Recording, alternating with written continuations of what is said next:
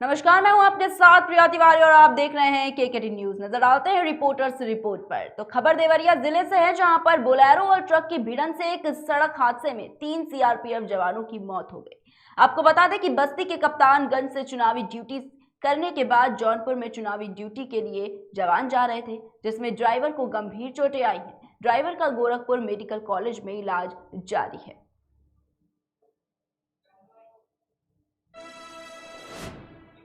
वहीं खबर नवाबाद से है, जहां पर नवाबाद पुलिस ने चोरों के एक गैंग को दबोचने में सफलता हासिल की है। सीपरी बाजार के एक घर में इस गैंग ने चोरी को घटना को अंजाम दिया था। वहीं पुलिस इस घटना के आरोपियों की तलाश लगातार कर रही थी। पुलिस के एक मुखबिर ने बताया कि गैंग ग्वालियर की तरफ से झांसी की ओर जा रहा है।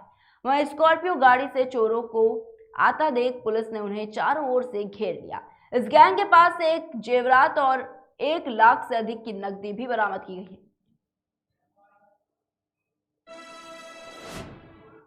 वहीं रुक करते अगली खबर की ओर। तो खबर हाथरस से है, जहां पर हाथरस कोतवाली क्षेत्र स्थित तालाब चौराहे पर बने ओवरब्रिज पर तेज रफ्तार कार का टायर फटने से कार अनियंत्रित होकर पलट गई। कार सवार 3 लोगों को नजदीकी अस्पताल में भर्ती कराया गया है। बता दें कि शादी समारोह में शामिल होने के लिए तीनों युवक जा रहे थे। ये क्या नाम है आपका? अंकित। क्या हादसा हो गया ये टायर फटने से हादसा हो गया। कहाँ पर हुआ है? पुल के तालाब पुल के ऊपर। अच्छा, कहाँ जा रहे थे आप लोग? Barrage home. कहाँ पर? खंजना। ये कहाँ है? ये अलीगढ़ रोड, क्या बोलते हैं, नहर के बगल में। तो गाड़ी तो ऐसे उल्टी पड़ी हुई है। हाँ, तो वो टायर फट जाएगा तो उल्टी पड़ेगी ना। कहाँ से आ रहे थे आप? कोटा से। कोटा से? जी सर। आप कहाँ के रहने वाले हो? कोटा के ही। वहीं इसी बीच इस वक्त की बड़ी खबर सामने आ रही है, जहां पर अलीगढ़ में प्रेम प्रसंग में युवक की हत्या कर दी गई है। परिजनों ने अनूप शहर लिंक रोड को जाम किया है। आरोपियों की गिरफ्तारी को लेकर प्रदर्शन जारी है। बताना चाहेंगे कि परिजन और स्थानीय लोग लगातार प्रदर्शन कर रहे हैं। कारसी के जीवनगढ़ पुड़िया अनूप शहर रोड को जाम किया गया है। तो बड़ी खबर लगातार आपको इस वक्त की बता रहे हैं, जहां पर लगातार अलीगढ़ में प्रेम प्रसंग में युवक की हत्या के मामले में परिजनों ने अनूप शहर लिंक रोड को जाम किया है। बताना चाहेंगे कि आरोपियों को गिरफ्तारी को लेकर प्रदर्शन जारी है। परिजन और स्थानीय लोग लगातार प्रदर्शन कर रहे हैं। कारसी के जीवनगढ़ पुलिया अनूप शहर रोड को जाम किया गया है। तो बड़ी खबर लगातार इस वक्त की आपको बता रहे हैं, जहां पर प्रेम प्रसंग में युवक की हत्या मामले में परिजन लगातार विरोध प्रदर्शन कर रहे हैं। लगातार धरना प्रदर्शन ग्रामीणों का और परिजनों का जारी है। कारसी के जीवनगढ़ पुलिया अनूप शहर रोड को जाम किया गया है।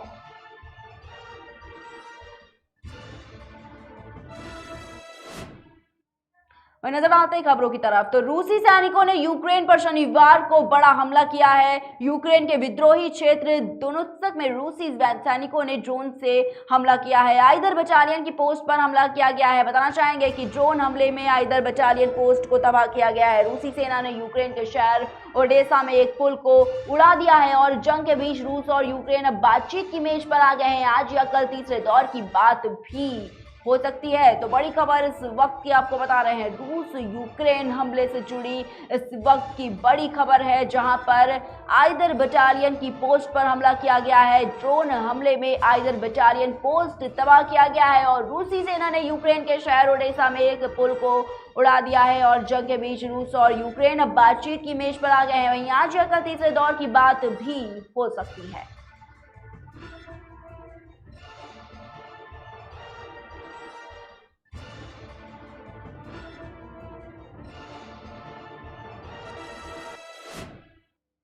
वहीं रुक करते हैं खबरों की ओर। खबर संभल से, जहां पर रजपुरा थाना क्षेत्र गांव सिंगोली ईसापुर के पास पेट्रोल पंप मिलावट का मामला सामने आया है। जी हां, एक पेट्रोल पंप पर मिलावट का मामला सामने आया है, जहां पर एक किसान खेत में काम कर रहे ट्रैक्टर में डीजल,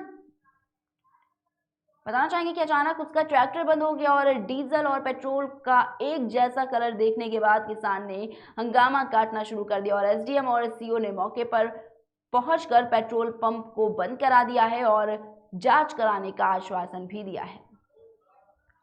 लिया था आपने? 2000 का पहले लिया था, वो ट्रैक्टर में डाल दी, लेकिन हमारे पास कोई प्रूफ नहीं था, इसलिए हम दोबारा से 2000 का डीजल फिर दोबारा से लिया है। ये कौन सी जगह पेट्रोल पंप पड़ती है? ये सिमोली पूर्वी में पड़ती है। डीजल में क्या कमी पाई गई? डीजल का कलर और पेट्रोल का कलर बिल्कुल सेम है। सेम था। ट्रैक्टर में डालने के बाद डीजल कैसे ट्रैक्टर चला? बंद हो गया, बिल्कुल चल ही नहीं रहा है। नहीं, बिल्कुल नया ट्रैक्टर 2021 मॉडल जो ये इस पेट्रोल पंप पर आपने डीजल डलवाया था, क्या दिक्कत आई थी ट्रैक्टर में? अभी परसों पंप का अलावा डीजल डलवा के घर तक पहुंचो, घर तक ट्रॉली लेके मिल पर पहुंचो, फटाफट करके बंद हो रहा है। बंद हो रहा है? हाँ, बराबर बंद हो रहा है। उसके बाद दुकान पर ले गए थे आप? दुकान पे लेके मिस्त्री ने कही डीजल खराब है ये। डीजल खराब है? हाँ, पंप देगी उन्हें चेक करके क्या डीजल की कमी है, यहाँ जो वजह दिक्कत है। रवि जी, वहीं खबर बहराइच जिले से है, जहां पर यूक्रेन में पढ़ाई कर रहे छात्र की सकुशल वापसी हुई है। इससे परिवार में काफी ज्यादा खुशी का माहौल है। आपको बता दें कि रवि यूक्रेन में मेडिकल की पढ़ाई करने गया था और रूस यूक्रेन के बीच छिड़े युद्ध में वो यूक्रेन में ही फंसा था। घर वापसी के बाद रवि के परिवार वालों ने सरकार को धन्यवाद कहा है। रवि जी, जैसा कि आप वापस हुए हैं अपने वतन में, किसका आभार व्यक्त करना चाहेंगे और किसका धन्यवाद देना चाहेंगे? सबसे पहली बात तो ऊपर वाले का ये बहुत शुक्रगुजार हैं कि उन्होंने हमें सही सलामत अपने घर परिवार के साथ वापस लौटाया। दूसरी बात कि गवर्नमेंट ऑफ इंडिया ने काफ़ी मदद की हमारी, अपने वतन वापस लौटने, अपने घर वालों से मिलने का मौका दिया हमें दोबारा। कहीं ना कहीं उनका एक काफ़ी ज़्यादा कोऑर्डिनेशन रहा, जिसकी वजह से हम यहाँ पहुँच पाए। वो बात अलग है कि बॉर्डर के उस पार उन्होंने उतना मदद नहीं किया, हमारा एम्बेसी ने क्लियरेंस कुछ हमें नहीं दी, नहीं तो हम पहले ही आ गए होते यहाँ पे। और उस चीज़ का ये गवर्नमेंट की फॉल्ट है, उनको एक्सेप्ट करना चाहिए। But after that when we cross the border, अब मतलब जब बॉर्डर क्रॉस किया हमने, उसके बाद में उनकी काफ़ी अच्छी कोऑर्डिनेशन रहा। उन्होंने हमें सबसे पहले खाना खिलाया। 3 दिन तक हम बॉर्डर के उस पार बिना खाना खाए थे। खुले आसमान के नीचे बर्फ़बारी काफ़ी तेज़ हो रही थी और उसमें -10 टेम्परेचर था उस टाइम पे। और हम लोग लाइन लगाए, बैग लादे हुए पीठ पे, 10 किलो का बैग था और 3 दिन तक लगातार खड़े थे वहाँ पे। कोई मदद नहीं थी सरकार की तरफ से। लेकिन जब हमने रोमानिया बॉर्डर क्रॉस किया, उसके बाद में ये पहले गवर्नमेंट ऑफ इंडिया की तरफ से नहीं था। वहाँ रोमानियन जो लोग रहते हैं वो काफ़ी मददगार थे। वहाँ के मेयर, वहाँ के वॉलंटियर सब मिल के NGO के थ्रू इतना खाने की सप्लाई है वहाँ पे। पहले कंबल प्रोवाइड किया गया, खाने की चीज़ें प्रोवाइड की गई, शेल्टर हमें प्रोवाइड किया गया, रेस्ट करने के लिए मोबाइल का एक सिम दिया गया वहाँ का, कि ताकि हम अपने पेरेंट्स से, अपने कलीग से कांटेक्ट कर सकें कि हम कहाँ हैं और सुरक्षित हैं। उसके बाद में हमें एम्बेसी ने कांटेक्ट किया, हमें बस में ले जाके वहाँ की कैपिटल बुचारेस्ट रोमानिया में ट्रांसफ़र किया और वहाँ एक शेल्टर प्रोवाइड किया, खाने के लिए सफिशिएंट अमाउंट ऑफ फूड दिया। उसके बाद में उन्होंने कहा कि हम जल्दी ही आपको अपने घर परिवार से मिलाने की कोशिश करेंगे और फ्लाइट का अरेंजमेंट करेंगे।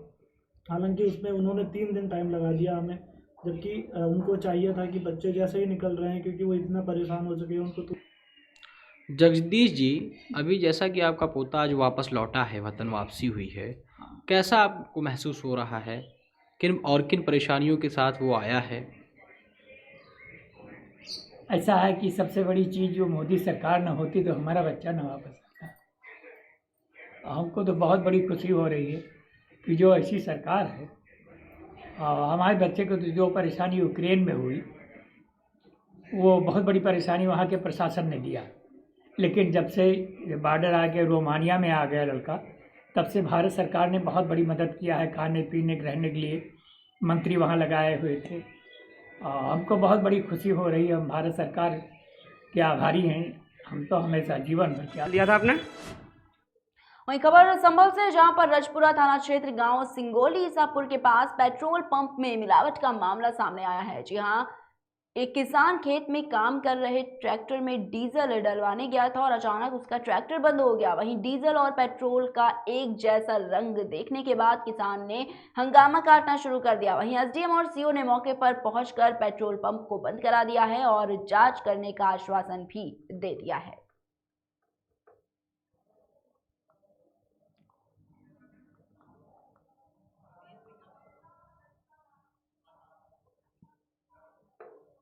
और इसी खबर पर ज्यादा जानकारी के लिए हमारे साथ हमारे संवाददाता रविंद्र यादव जुड़ चुके हैं। तो रविंद्र, आपसे जानना चाहेंगे सबसे पहले क्या कुछ पूरा मामला है?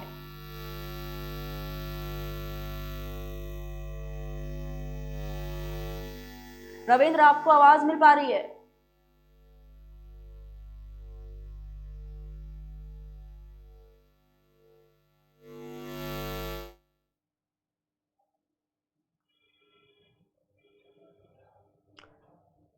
तो रवींद्र से हमारा संपर्क शायद नहीं हो पा रहा, हम फिर से जुड़ने की कोशिश करेंगे, लेकिन उससे पहले आपको खबर बता देते हैं। खबर ये संभल से है, जहां पर रजपुरा थाना क्षेत्र गांव सिंगोली ईसापुर के पास पेट्रोल पंप में यह मिलावट का पूरा मामला सामने आया है। एक बार फिर से बता दें कि यहां पर एक किसान खेत में कार्य कर रहे ट्रैक्टर में डीजल डलवाने के लिए गया था और अचानक उसका ट्रैक्टर बंद हो गया। वहीं डीजल और पेट्रोल का एक जैसा रंग देखने के बाद किसान ने हंगामा करना शुरू कर दिया और एसडीएम और सीओ ने मौके पर पहुंचकर पेट्रोल पंप को बंद करवा दिया और साथ ही साथ इस पूरे मामले को लेकर जांच के आश्वासन भी दिए हैं।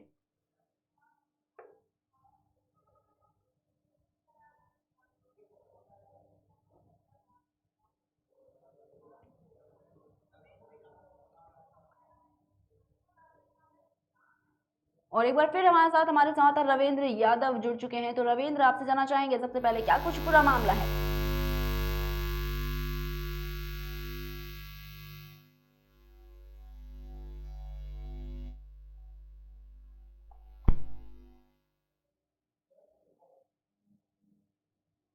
लिया था आपने? 2000 का पहले लिया था, वो ट्रैक्टर में डाल दिया, लेकिन हमारे पास कोई प्रूफ नहीं था, इसलिए हम दोबारा से 2000 का डीजल फिर दोबारा से लिया है। ये कौन सी जगह पेट्रोल पंप पड़ती है? ये सिंगोली पूर्वी में पड़ती है। डीजल में क्या कमी पाई गई? डीजल का कलर और पेट्रोल कलर बिल्कुल सेम है। सेम था। ट्रैक्टर में डालने के बाद डीजल कैसे ट्रैक्टर बंद हो गया, बिल्कुल चल ही नहीं रहा है? बिल्कुल नया ट्रैक्टर 2021 मॉडल। ये इस पेट्रोल पंप पर आपने डीजल डलवाया था, क्या दिक्कत आई थी ट्रैक्टर में? अभी परसों पंप का अलावा डीजल डलवा के घर तक पहुंचो, घर तक ट्रॉली लेके मिल पर पहुंचो, फटाफट करके बंद हो रहा है। बंद हो रहा है? हाँ, बराबर बंद हो रहा है। उसके बाद दुकान पर ले गए थे आप? दुकान पे लेकर मिस्त्री ने कही डीजल खराब है, डीजल खराब है? हाँ, पंप देगी उन्हें चेक करके क्या डीजल की कमी है, जो वजह दिक्कत। दुकान पे तुरंत लेके भी आया लिया था आपने? तो सुना आपने किस तरीके से युवक ने बताया कि उसके साथ में धोखा किया गया है। जिस तरीके से बताया कि जब उसने ट्रैक्टर में डीजल डलवाने पहुंचा तो डीजल और पेट्रोल का जो रंग था वो एक जैसा था। वहीं इस खबर पर ज्यादा जानकारी के लिए हमारे साथ हमारे संवाददाता रविंद्र जुड़ चुके हैं। तो रविंद्र, आपसे एक बार फिर से जानने की कोशिश करेंगे कि पूरा मामला क्या कुछ था।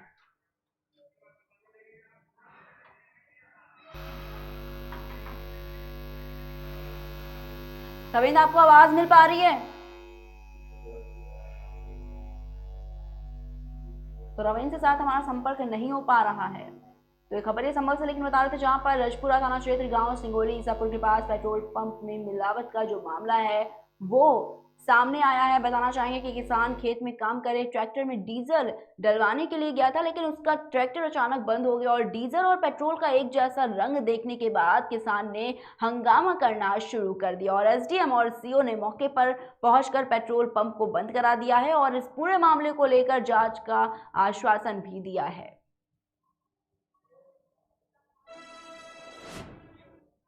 वैसे भी इस वक्त की बड़ी खबर सामने आ रही है, जहां पर जौनपुर में पुलिस मुठभेड़ में 1 लाख का इनामी बदमाश मारा गया है। शातिर अपराधी सतीश सिंह प्रिंस को पुलिस ने ढेर कर दिया है। मुठभेड़ में 2 सिपाही भी जख्मी हुए हैं, जिनका इलाज जारी है। वहीं ये मामला सरपतहा थाना क्षेत्र के मानपुर गैरवा गांव का बताया जा रहा है। वहीं पुलिस ने एक AK-47, एक 9mm पिस्टल, गोलियां और एक बाइक भी बरामद की है। तो बड़ी खबर इस वक्त की आपको बता रहे, जहां पर पुलिस और बदमाशों के बीच मुठभेड़ का ये मामला सामने आया है और बताना चाहेंगे कि इस मुठभेड़ के दौरान 1 लाख का इनामी बदमाश पुलिस ने इसे ढेर किया है। शातिर अपराधी सतीश सिंह प्रिंस को पुलिस ने ढेर कर दिया है। बताना चाहेंगे मुठभेड़ में 2 सिपाही भी जख्मी हुए हैं, जिनका इलाज अस्पताल में जारी है। वहीं ये पूरा मामला सरपतहा थाना क्षेत्र के मानपुर गैरवा गांव का बताया जा रहा है। साथ ही साथ पुलिस ने एक AK-47, 9mm पिस्टल और गोलियों के साथ एक बाइक को भी बरामद किया है। वहीं रुक करते हैं खबरों की ओर। खबर इंदौर के महू से, जहां पर रक्षा संपदा विभाग की जमीन पर कुछ लोगों ने अवैध कब्जा किया हुआ था और इसी पर लोगों ने दुकानों का संचालन शुरू किया था। आपको बता दें कि कुछ दिन पहले विभाग ने इसे हटाने के लिए नोटिस भी दिया था, लेकिन ऐसा हुआ नहीं। इसके बाद विभाग ने कार्रवाई की और दुकानों को ध्वस्त कर दिया।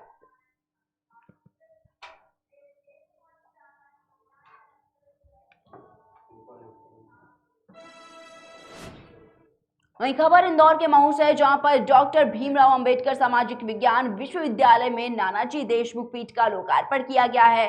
इस दौरान सांस्कृतिक चिंतन पर राष्ट्रीय सेमिनार भी आयोजित किया गया। वहीं इस मौके पर नई दिल्ली के प्रबंध निदेशक अतुल जैन, अखिल भारतीय संत समिति के उपाध्यक्ष महामंडलेश्वर डॉक्टर नरसिंह दास और कार्यक्रम के प्रशासनिक संबंध में कुल सचिव डॉक्टर अजय वर्मा और कार्यक्रम का संयोजन छात्र कल्याण अधिष्ठाता प्रोफेसर शैलेंद्र मणि त्रिपाठी ने किया है और वो सब भी यहाँ पर मौजूद रहे। 30 फरवरी को चित्रकूट में पंडित दीनदयाल शोध संस्थान में मुझे 2 दिन जाने का मौका मिला। नाना जी की पुण्यतिथि पर यह कार्यक्रम था, जिसमें देश के 12 राज्यों से 33 कुलपतियों का चयन किया गया था। वहाँ मुझे भी एक सेशन में अध्यक्षता करने का मौका मिला, क्योंकि पहली बार मैंने वहाँ के ये कार्यक्रम देखे थे, तो मैं काफ़ी प्रभावित हुआ और मुझे लगा कि मेरे विश्वविद्यालय में भी कुछ काम किया जा सकता है नाना जी के ऊपर। अद्भुत कार्य वहाँ दीनदयाल शोध संस्थान कर रहा है। करीब 500 गाँवों में उनका काम फैला हुआ है और समाज के सबसे वंचित तबके के बीच में वो लोग काम कर रहे हैं। अपने लिए नहीं, अपनों के लिए जीने का सिद्धांत नाना जी ने दिया था। उसी सिद्धांत को वो जीवन भर फॉलो करते रहे और पूरा जीवन उनने समर्पित कर दिया था किसी उद्देश्य को लेकर। तो मुझे लगा कि ये सामाजिक कार्य और मेरा विश्वविद्यालय देश का एकमात्र सामाजिक विश्वविद्यालय है, तो वहाँ हम इस काम की शुरुआत क्यों ना करें। उसी तारतम्य में ये पीठ की स्थापना मैंने की है और बताते मुझे हर्ष हो रहा है कि मध्य प्रदेश में पहले नाना जी के कार्यों को लेकर पीठ बनाई गई है, जिसका आज उद्घाटन करवाया। और इसमें दीनदयाल शोध संस्थान के जो महाप्रबंधक हैं अतुल जी जैन हमारे बीच आए थे। जैसा कि आपने कार्यक्रम में देखा, 5 जन के संपादक हितेश जी भी थे।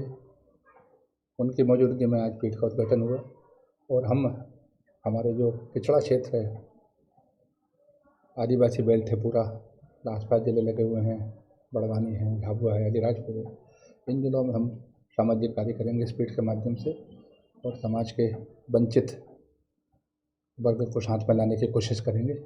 यही इस पीठ का उद्देश्य है। भूमिका क्या रहेगी आगे, किस हिसाब क्या कार्य करने का पीठ का रहेगा? उसकी रूपरेखा हम तैयार कर रहे हैं दीनदयाल शोध संस्थान के साथ बैठकर।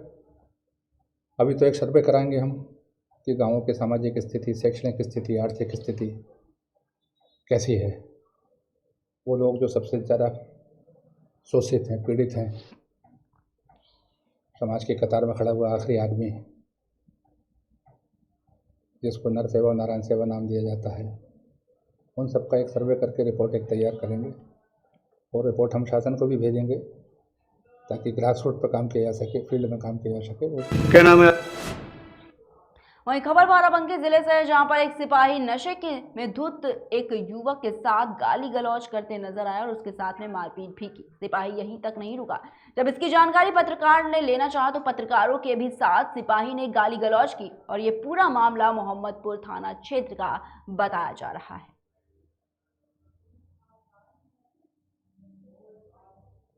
क्या नाम है आपका?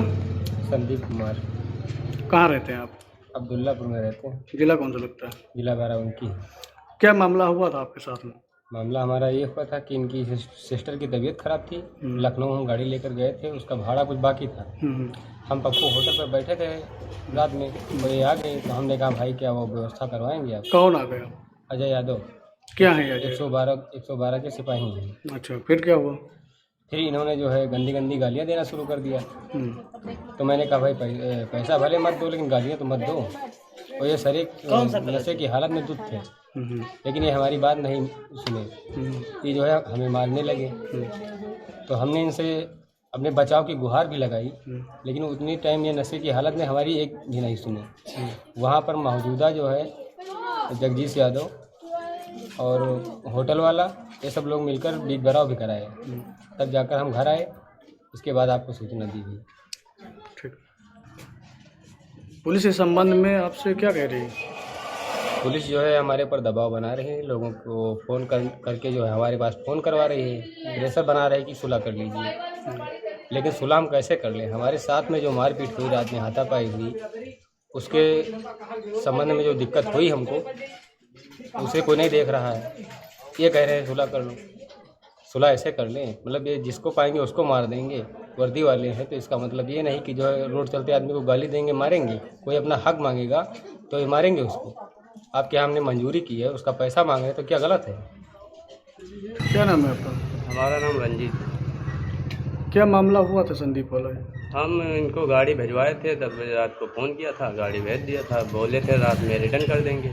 अब उसके बाद वहाँ आए, कब आए, कितनी टाइम आए, दिन में आए, तो हमको पता चला पैसे की बात हुई, तो हम तो बोले थे कि हम दिला देंगे, कोई दिक्कत नहीं। बाद में इनके साथ कल क्या हुआ। अपनी खबर रीवा जिले से है, जहां पर संयुक्त कर्मचारी मोर्चा ने अपनी 10 सूत्रीय मांगों को लेकर मुख्यमंत्री को ज्ञापन सौंपा है। इस मौके पर संयुक्त मोर्चा अध्यक्ष राजेंद्र तिवारी के नेतृत्व में संगठन के 40 लोगों ने ज्ञापन दिया। मोर्चा ने अपनी कितनी सूत्रीय मांगों को ज्ञापन सौंपा है और कौन कौन सी मांगे हैं बताइए। अधिकारी कर्मचारी संयुक्त मोर्चा भोपाल के आह्वान पर आज 10 सूत्रीय मांगों के निराकरण के लिए पूरे प्रदेश में ज्ञापन माननीय मुख्यमंत्री जी को संबोधित माननीय कलेक्टर महोदय को दिया जा रहा है। हमारी प्रमुख मांगें हैं, पुरानी पेंशन बहाल किया जाए। हमारे कर्मचारी 30 से 40 वर्ष काम करते हैं, जब वो वृद्ध हो जाते हैं और कोई काम करने लायक नहीं रहते तो उनको पेंशन नहीं मिलेगी, तो उनको जीविकोपार्जन करने में बहुत सारी कठिनाई होगी। इसलिए हमारी मांग है, जिससे पहले पेंशन मिलती थी कर्मचारियों को, उसी तरह अधिकारी कर्मचारियों को पुरानी पेंशन बहाल किया जाए। अभी राजस्थान सरकार ने अपने कर्मचारियों को पुरानी पेंशन बहाल कर दी है। इसी तरह माननीय मुख्यमंत्री जी से भी हमारा आग्रह है कि यहाँ के अधिकारी कर्मचारियों को भी पुरानी पेंशन बहाल किया जाए। छत्तीसगढ़ में कब से लंबित है ये मांग आपकी? ये तो 3 साल से लंबित है। 3 साल से अभी कार्रवाई नहीं हो पा रही है। और केंद्र के समान महंगाई भत्ता, हमारे राज्य के कर्मचारी 11% महंगाई भत्ता पीछे हैं, जबकि केंद्र कर्मचारी 11% अधिक पा रहे हैं। हमारी मांग है कि केंद्र के समान राज्य के कर्मचारियों को भी 11% महंगाई भत्ता दिया जाए, कर्मचारियों को पदोन्नत दिया जाए। वर्ष 2016 से कर्मचारी अधिकारी पदोन्नत नहीं हो रही है। लाखों कर्मचारी सेवानिवृत्त बगैर पदोन्नत के सेवा। आज यहाँ पर कितने विभाग इकट्ठे हैं? सभी विभाग हैं, कम से कम 40 अध्यक्ष हैं, 40 संगठन, सभी संगठन के अध्यक्ष हैं। ये पदाधिकारी आए हैं, कर्मचारी पदाधिकारियों को बुलाया गया था, पदाधिकारी सभी आए। क्या नाम है आपका? राजकुमार चौबे, जिला सचिव अधिकारी कर्मचारी संयुक्त मोर्चा कर्मचारी कांग्रेस जिला अध्यक्ष। वहीं रुक करते हैं अगली खबर की ओर। उससे पहले बता दें आपको कि इस खबर में 11 सूत्रीय मांगों को लेकर सभी लोग मौके पर मौजूद रहे। वहीं अगली खबर रीवा से है, जहां पर यूक्रेन में पढ़ाई करने गई साक्षी सिंह युद्ध क्षेत्र से बचकर अपने शहर वापस लौटी है। यहां आने के बाद पूर्व मंत्री पुष्पराज सिंह साक्षी के घर पहुंचकर उनसे मुलाकात करने पहुंचे और उनका स्वागत भी किया। साक्षी ने कहा कि माहौल बहुत ही ज्यादा खराब है, ईश्वर को धन्यवाद दूंगी कि मैं सकुशल वापस आ पाई। बहुत अच्छा लग रहा है, डिफरेंट लग रहा है, अनएक्सपेक्टेड और नर्वस। ऐसा एक्सपेक्ट नहीं किया था, इसलिए थोड़ा नर्वस। क्या हालातों से गुजर के आना पड़ा? बहुत डिफिकल्ट था, अनएक्सपेक्टेड था और हॉरिफिक था। मतलब हमने एक्सपेक्ट नहीं किया था कि लिटरली हम वॉर जोन में होंगे और वहाँ से निकलना पड़ेगा, और वो भी बॉर्डर तक आना, वो भी हमें पैदल भी चलना पड़ा बहुत कई किलोमीटर्स तक। और हमने लिटरली अपने आंखों के सामने देखा है बॉम्ब ब्लास्ट होते हुए, तो वो थोड़ा हॉरिफिक एक्सपीरियंस था। जब पहली बार घर वालों से बात हुई तो क्या कुछ बताया आपने? मैं घर वालों से वैसे नेटवर्क इश्यूज हो रहे थे जब से ये सब कुछ शुरू हो गया था। तो पहले कीव में हुआ था, जिस रीजन में मैं रहती हूँ वहाँ बात थोड़ा लेट शुरू हुआ था। तो मेरे घर वालों को मैं इन्फॉर्म कर रही थी, लेकिन मुझे ये नहीं पता था कि जिस रीजन में हम रहते हैं वहाँ पे भी होगा ये सब कुछ। तो फिर जिस दिन हुआ उस दिन तो, और मैंने नहीं बताया पहले क्योंकि मुझे पता था वरीड होंगे, तो लेकिन वो न्यूज़ चैनल्स के थ्रू ही पता चल गया था। तो हाँ, सरकार से आपको काफ़ी मदद मिली, खासतौर से सिंधिया जी ने जिस तरह से किया और महाराज साहब की भी पैरवी की। यस, कैसा लगता है? मैं ग्रेटफुल हूँ बहुत ज़्यादा अपनी गवर्नमेंट की और सर की हमारी काफ़ी हेल्प किया। बहुत सारे स्टूडेंट्स हैं, उनको अभी भी हेल्प की ज़रूरत है और बहुत सारे स्टूडेंट्स की हेल्प की जा चुकी है। तो बहुत अच्छा लगा और एक्सपेक्टेड था मुझे एक्चुअली कि हमारी गवर्नमेंट हमारे लिए स्टेप लेगी। तो 6 दिनों से आप लोग जिस तरह से परेशान थे, आज बिटिया की वापसी हुई है, कितनी खुशी हो रही है? कि हमसे ज़्यादा तो आप लोग खुश दिख रहे हैं। पूरा रीवा हमारे महाराज और हमारे चाहने वाले और जिन्होंने हमारा हौसला बढ़ाया, आप सब ने मिलकर आज 5-6 दिन से हमारे साथ कदम ताल मिला रहे हैं, इसके लिए हम आप सबका धन्यवाद करते हैं। और बिटिया सकुशल वापस आ गई, इसलिए तो इससे ज़्यादा खुशी और कुछ हो रही है, क्योंकि जितने दिन तक विदेश में फंसी थी तो खाना पानी पूरा परिवार पूरा समाज आप सब परेशान थे, अकेले हम नहीं परेशान। कहना चाहेंगे, क्या कहना चाहेंगे सरकार के लिए? और सरकार ने तो बहुत ही अच्छा कदम उठाया और वहाँ से लेके यहाँ तक पहुँचाने में, कल रात में जब ये दिल्ली एयरपोर्ट पर उतरी तो वहाँ से मध्य प्रदेश सरकार के नुमाइंदे पहुँच के और मध्य प्रदेश भवन में ठहराए, खाने पीने की व्यवस्था किए। आज सुबह है इसको 12:30 बजे एयरपोर्ट तक पहुँचाए और पूरी व्यवस्था किया। ये भी पूछे कि अगर टिकट ना हो तो हम टिकट भी करवा दें, पर उसके पहले हम लोगों ने कल शाम को ही टिकट करवा दिया। दिनेश खबर आगरा से है। आगरा में बीती रात ललितपुर से ट्रांसफर होकर आगरा अपने पैतृक गांव जा रहे सिपाही की पत्नी और बच्चों की मौत के सदमे से ग्वालियर हाईवे अभी उभर भी नहीं पाया है कि फिर एक अनियंत्रित ट्रक ने रोडवेज कर्मचारी को अपनी चपेट में ले लिया है, जिससे रोडवेज कर्मचारी की मौके पर ही मौत हो गई। बताना चाहेंगे, रोडवेज कर्मचारी की मौत के बाद ग्रामीणों ने शव को हाईवे पर रखकर जाम लगा दिया।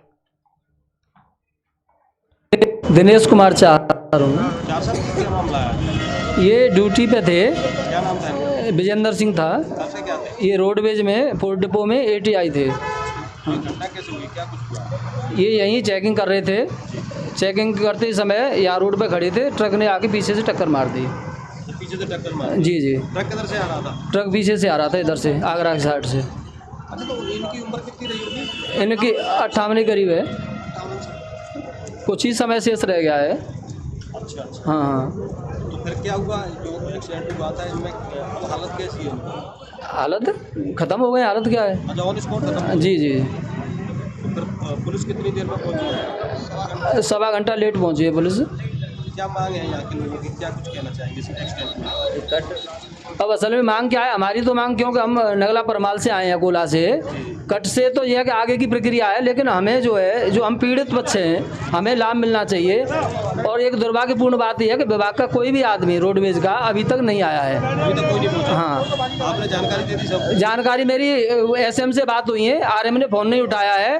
अगर यही प्रतिक्रिया रही तो हम हो सकता है कि आने। सुनील जी, कौन सी जगह है ये गांव बाद है, बाईपास के नीचे। कट इतना खतरनाक है कि यहाँ आए दिन रोज एक एक्सीडेंट होता है, एक आदमी मर जाता है। हम इसके लिए समस्या को DM साहब को दे चुके हैं, NHI वालों के लिए रेफर कर दिया उन्होंने। करीब 6 महीने हो गए, आज तक कोई सुनवाई नहीं हुई। अभी पुलिस वालों ने कहा कि हमें लिख के दे दो, हमने उनको भी लिख के दे दिया है, उन्होंने ले लिया हमसे। वो कह रहे हैं CO साहब का आदेश करा के हम इस कट को 2 दिन में खुलवा देंगे। अगर ये कट 2 दिन में नहीं खुलता है तो गांव वाले फिर आके यहाँ रोड पे जाम लगा देंगे। इसकी जिम्मेदार पुलिस होगी। कोई भी हानि, जन हानि या कोई भी घटना होती है उसकी जिम्मेदार पुलिस प्रशासन होगी, ये हमारा कहना है गाँव। अच्छा जी, हाँ, एक आज जो सड़क हादसा हुआ है वो कहाँ के है? सड़क हादसा ऐसा हुआ है कि हम यहाँ पे सामने खड़े थे, तेज गति से ट्रक आ रहा था गिट्टी का, उस पर नंबर आगे पीछे कहीं लिखे हुए नहीं थे। मोटरसाइकिल वाला अपने गांव की तरफ जाने के लिए यहाँ से मुड़ रहा था, तो तेज गति से आते हुए ट्रक ने उसके ऊपर चढ़ा दिया। इतनी तेजी से चढ़ाया कि वो ट्रक वाला मोटरसाइकिल को साथ में ले गया। भैया उसके सर के ऊपर होकर निकल गया ट्रक का, तुरंत ऑन स्पॉट खत्म हो गया वो। मेरा गजेंद्र चाहत, वो सोनू है नाम मेरा। मेरे पिताजी हैं वो। कितनी उम्र होगी, क्या नाम? उनकी उम्र 59 साल है। नाम क्या है? विजेंद्र सिंह। ये रोडवेज में TI हैं और यहाँ ड्यूटी पे थे और चेकिंग कर रहे थे यहाँ पुल के नीचे ही, और आ रहे थे तो ट्रक आगरा की तरफ से ट्रक आ रहा था और ट्रक का ड्राइवर भी नशे में मिला है वो, और उसने चढ़ा दिया उनके ऊपर जो है। पुलिस कितनी देर में पहुंची? पुलिस काफ़ी देर में आई है, पुलिस देर में आई है और 1.5 घंटे बाद। और जो रोडवेज की तो कोई भी अधिकारी नहीं पहुंचा वहाँ पे, कोई अधिकारी नहीं आया रोडवेज का। देखिए, बात चौराहे पे एक एक्सीडेंट हुआ है जिसमें एक व्यक्ति जो रोडवेज में कर्मचारी थे और ऑन ड्यूटी थे, उनकी एक्सीडेंट में मृत्यु हो गई है। तो अभी यहाँ के लोगों की मांग भी रही है कि बात चौराहे पे जो कट है वो थोड़ा गलत है, उसको अगर शिफ्ट करने की मांग पहले से रही है। तो SDM महोदय से वार्ता हुई है, और उसमें टेक्निकल मुआयने के लिए किसी को भेज रही हैं, तो जल्दी समस्या का समाधान करा। फिलहाल के बुलेटिन में इतना ही। देश और दुनिया की तमाम बड़ी खबरों को देखने के लिए देखते रहिए KKD न्यूज़।